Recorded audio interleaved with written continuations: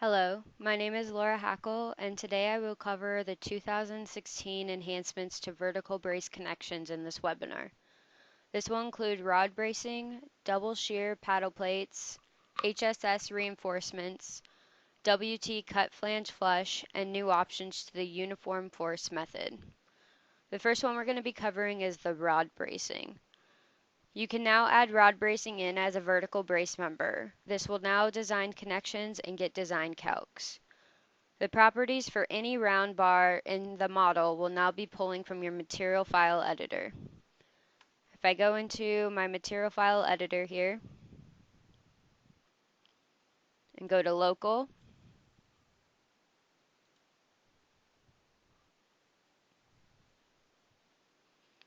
now we have round bar. These are not in the AISC 13th or 14th edition, but they are pulled from the USA material file. If you're copying a job from 2015 to 2016, then any round bar that is inside the job will automatically be added to your material file editor. In this case, if I were to copy this job from 2015 to 2016 and I only had RB1 in there, it was only copied up with the job. If the job from 2015 does not have any round bar in it, then you will have nothing filled out in your material file editor and you'll need to copy over material. To do that, if I go to my utility functions, and then there is a copy material, my source material file, I'm going to browse and pick my USA material. This also would include the Canadian material file, also has it inside of it. So my source is going to be coming from the USA, and then my destination will be coming into my local material file.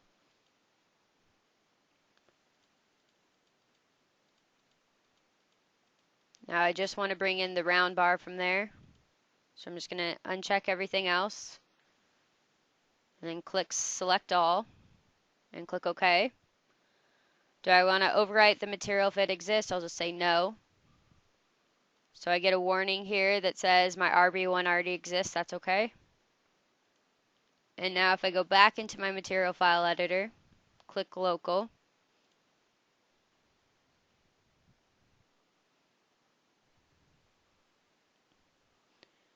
and go to my round bar, you'll now see that the section sizes are here. We also have the clevis and turnbuckle as well.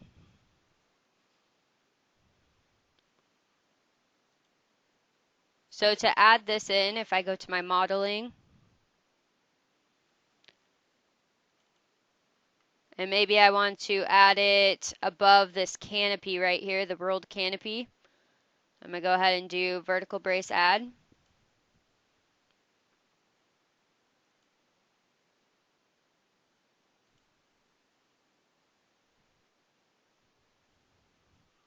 I'll just do RB1. Now to state again, this will design connections and provide design calcs.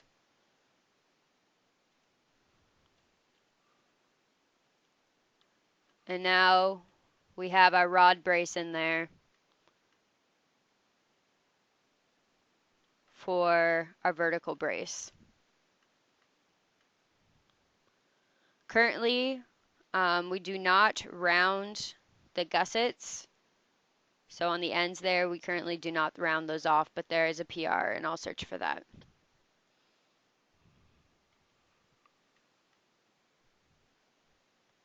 We'll go ahead and edit this.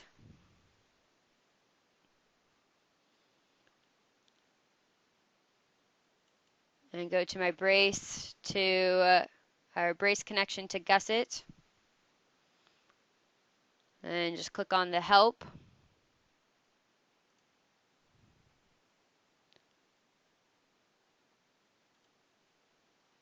So here for the different fields, we have for our clevis index, the index would be the section size. You can change that. There's the pin diameter, the pin length, the clevis pin shoulder height. We have the clevis pin head thickness. We do now have the clevis pin grade, which I'll get to in a moment.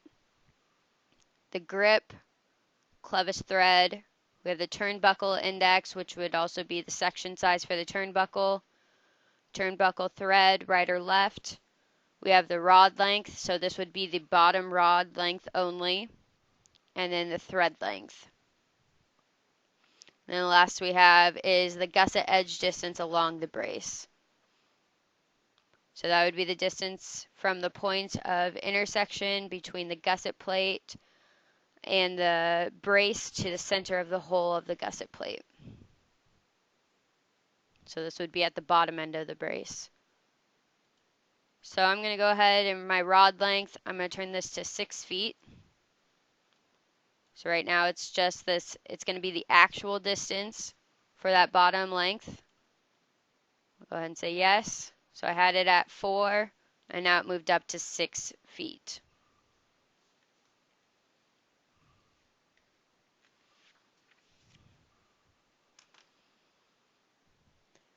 If I want to change the bottom rod length for the whole job, there's now a setup option for that in my options, fabricator options, member detailing fabrication options. Now there is a setup option for the tension only braces. For my length of bottom rod for rod bracing, I could set that at the 6 feet. Then we have the length of the rod brace thread, the gap between the rod braces at the turnbuckle, and then the pin type if I want it to be headed or a cotter pin.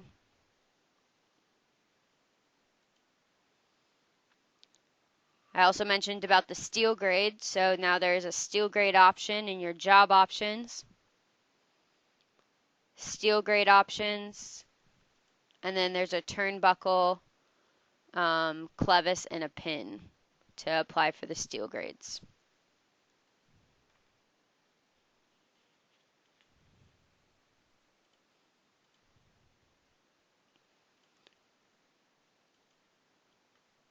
The next we have would be the uniform force method special case design. So in 2016, you can now specify how SDS2 should design vertical brace connections according to the uniform force method. You can set the default or change the option in your connection specs. The default would be under your design criteria. Oops.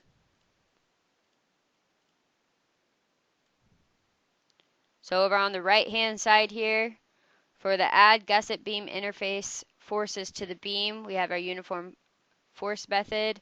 The special case design for the no special case, that would mean it will distribute the gusset interface forces to the beam. So if I edit this beam here and I go down to my loads, you'll see that the loads going into that connection would be 19.3 from that vertical brace. I could change this to special case 2. This option has now replaced the checkbox for redistribute the gusset beam interface force vertical brace to the gusset column connection. This minimizes the shear load in the column to beam connection. Typically there are more rows of bolts and a larger gusset. So I'll just mark this for processing.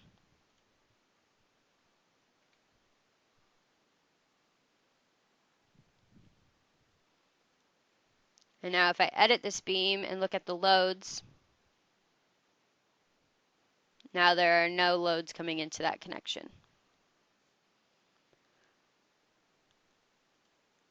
And then the special case 3, we'll just go ahead and edit that vertical brace. And like I stated, you can now change that in the connection specs.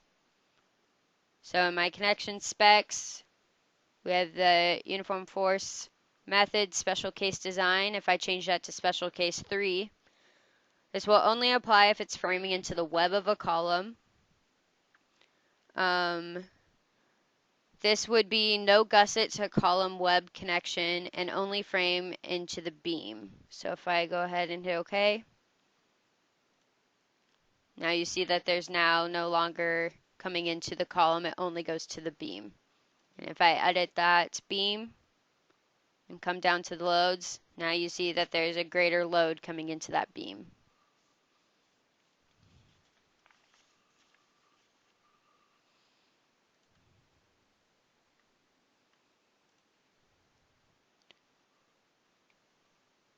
For the double angle vertical brace, we now have different configurations, so I'm just going to edit both of these small ones. Right now, my configuration is set back to back. I can change this to near side or far side, so I'm just going to change this to near side. And I'll go ahead and change this long one as well.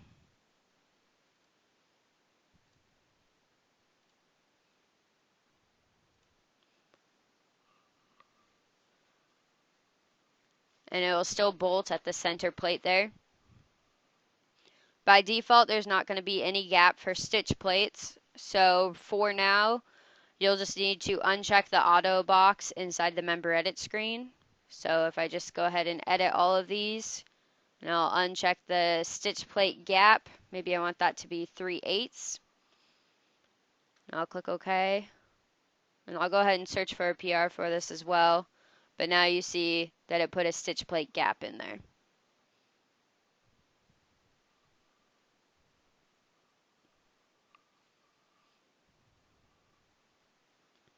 The next we have is a double shear paddle plate connection. So I'll move over here.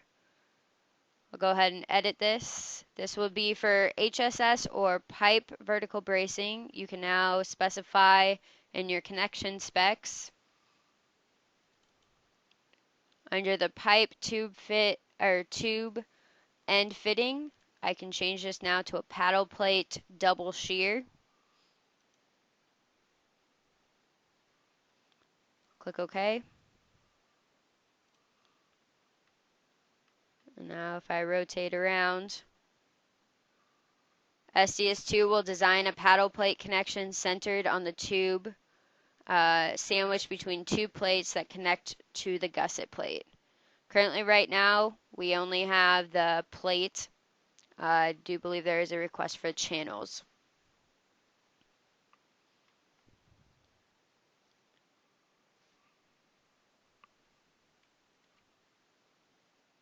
I'm going to go ahead and add in a vertical brace here to show HSS column reinforcement plates for vertical bracing.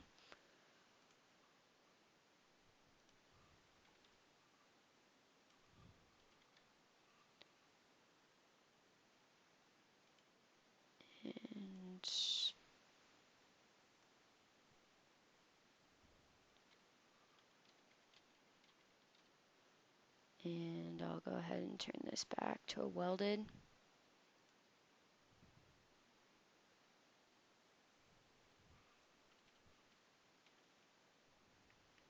Actually, I'm going to move this up a little bit.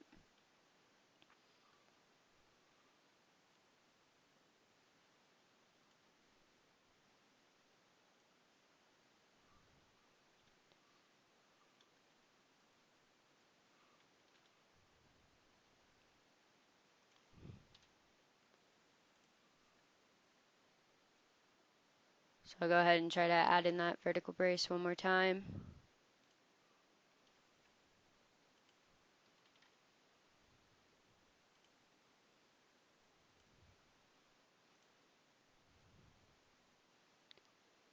Click OK. So now, if it states that it needs it, since I had it too far down, didn't state that it needed that reinforcement plate. But if I snap to that, now there is a reinforcement plate for that column.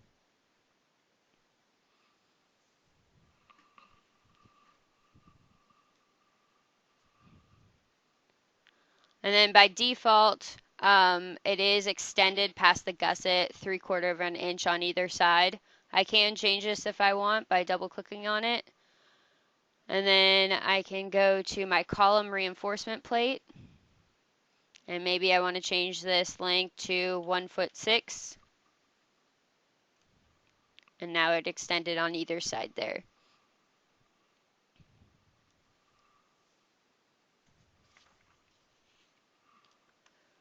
There's also now a setup option for providing them by default in my options, job options.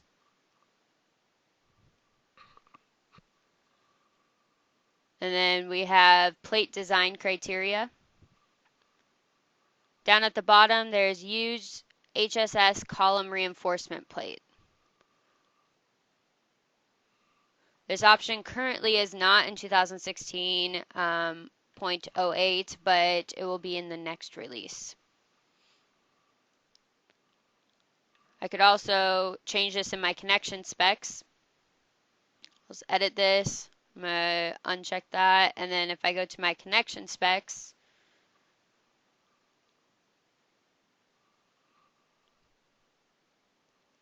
then there is the use HSS column reinforcement plate. I could set that to no.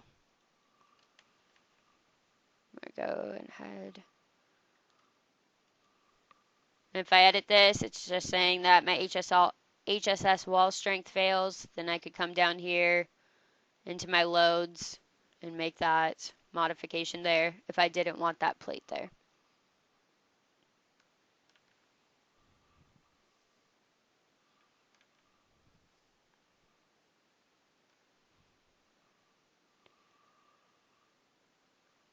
We have HSS vertical brace reinforcement plates. So if I come down to the bottom here, SDS2 will now provide HSS vertical brace reinforcement plates when the setup to design for seismic. So if I edit this and change my seismic to yes,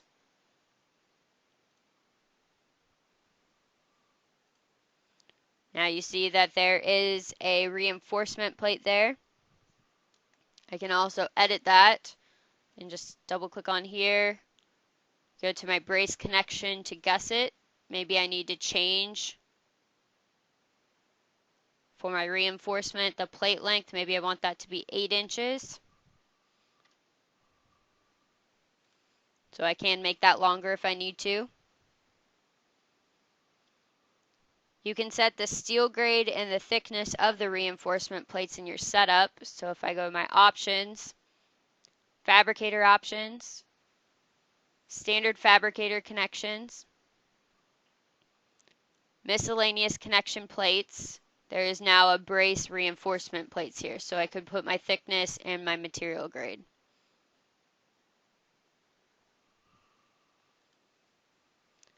If you're required to still have reinforcement plates and you don't have a seismic design, you can still add these in the component or member edit screen. So if I edit this, maybe I still need a reinforcement plate there. If I go to my brace connection to gusset, I have to scroll down a little bit more, and there's a reinforcement here. All I need to fill out if I wanted to is my plate thickness. Maybe I want that to be a 1/2 inch, and hit tab. Automatically fills out that information for me. I could do that in the component edit as well. And it put a plate there. And then I could modify that if I needed to.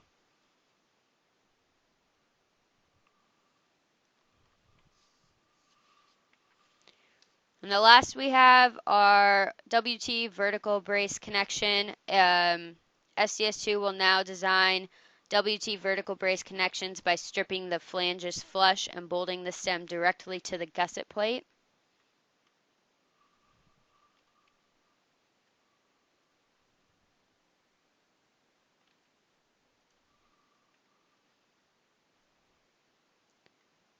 So here, if I edit this,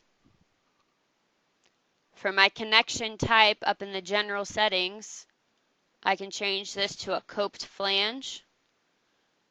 And once I have that, the side of the gusset, it can either be far side or near side. I'll do far side first just to show.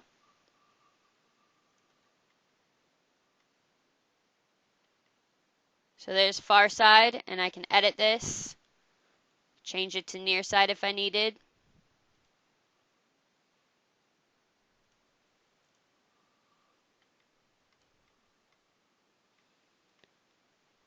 You can also do this with wide flanges. So if I edit this and I change it to a W6 by 8.5 and hit tab, it's going to say it's too narrow for the connection. But I do have, for my side of gusset, I could make this the near side or a far side. So if I click near side here, I can do that for the wide flange as well. And you can also do the far side.